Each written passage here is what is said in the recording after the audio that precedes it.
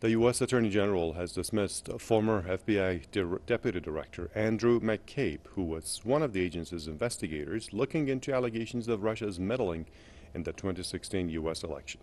Jeff Sessions says that investigators concluded that McCabe made a quote unauthorized disclosure to the news media and lacked candor, including under oath on multiple occasions. Sessions was referring to a 2016 news report that revealed disputes within the FBI and Justice Department over the agency's investigation of Democratic presidential nominee Hillary Clinton. McCabe's dismissal came a few days before his 50th birthday, when he would have been eligible to retire with his full pension. McCabe, who stepped down in January and took a leave of absence, called the firing part of the administration's quote, ongoing war on the FBI. Well, from Niagara Falls, Ontario, we have Jason Unruhe, political commentator and analyst, joining me. Good to have you, Jason. Do you also agree with McCabe, who says this is the ongoing and continuation of the ongoing war on the FBI? I think that very much could be the case. Trump has made it very clear that he is not interested in just simply allowing the FBI to do their job. I think that there may be something somewhere, some kind of connection between Trump and people inside of Russia, most likely businessmen, that may give some kind of signal to a conflict of interest. And we've seen in the past that Trump has not been willing to hesitate to get rid of people that he feel might be a threat to his presidency. You know, the head of the FBI has already been replaced once, and numerous people have already been removed from the White House, including the loss of his son, his son-in-law, Kushner, from having top secret access to information. It seems very much like it may be the case of the noose is beginning to tighten around his presidency, and he feels threatened.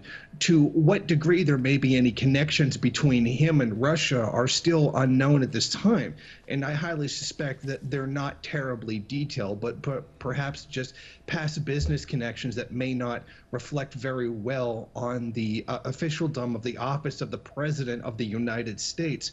So I think that perhaps this White House has always been in a kind of a sense of turmoil since his presidency began. There are definitely forces within the government that seek to remove him as a leader.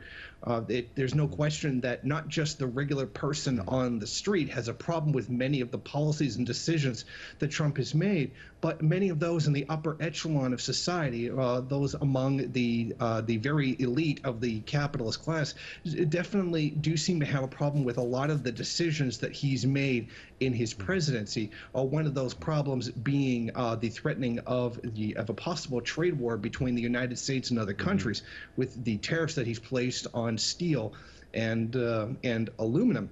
Okay, and yes, go ahead, please. Finish your statement. Yeah. I'm going to say it seems very likely that there is some kind of struggle going on in his presidency, particularly with regards to the investigations against him. All right, so Jason, the question that comes to mind is what kind of people, what type of people do you think that the U.S. administration and President Trump want to be at the helm of the FBI? Well, I mean, every president, I'm frequently reminded of the old statement that George Bush made when he was president one time in a candid moment. He said, well, no doubt this would be easier if this were a dictatorship. Having simply yes men, automatons who will simply carry out his will would no doubt make things much easier for the president. But for something like the FBI, which is supposed to be a nonpartisan investigative bureaucratic body, that simply won't do. And it seems that Trump has come into conflict with that many times. We see a kind of atmosphere around Trump, and the people that he chooses to keep in his administration, particularly those very close to him, are ones that are very agreeable and pliable to what it is that he wants to do. He's frequently not very fond of people who contradict him or don't agree with his position, particularly those who put out a significant argument against what it is that he's doing. But I think this administration has definitely shown that Trump has chosen what could be more commonly referred to as yes men in positions of power, those who will simply do whatever it is he tells them, regardless of what the common sense or the needs of their position may require of them. All right, great insight. Thank you for that perspective, Jason Unruhe, political commentator and analyst from Ontario.